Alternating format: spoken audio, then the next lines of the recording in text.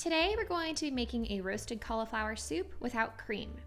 For this recipe, you will need cauliflower, olive oil, garam masala, shallots, cumin, chili flakes, garlic, vegetable stock, and lemon juice.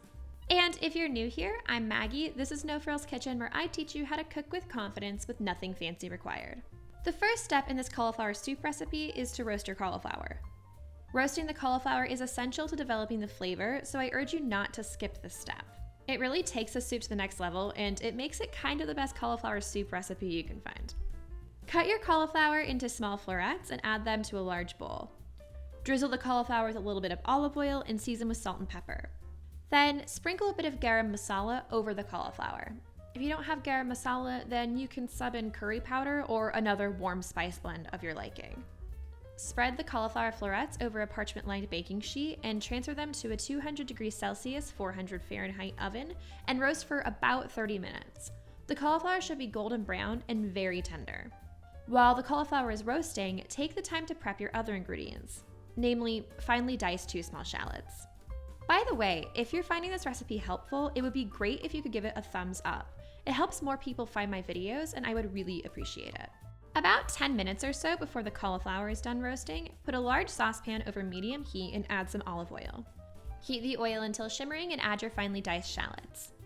Cook the shallots until they're softened and translucent, about 5 to 10 minutes.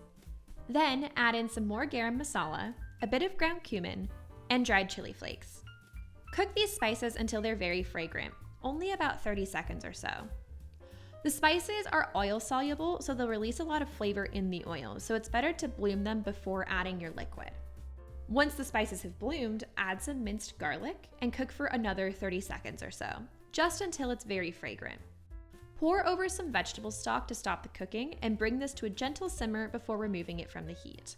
Now, add your roasted cauliflower to a blender jar. It's better to use a regular blender rather than a stick blender because it allows the soup to emulsify better and make it creamier.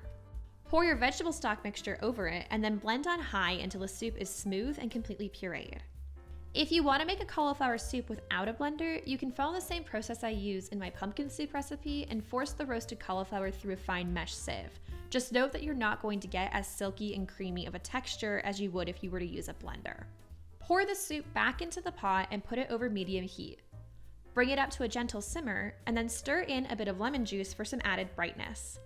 Taste to adjust for seasoning, adding a bit of salt and pepper if necessary. Now, all you have to do is serve and enjoy.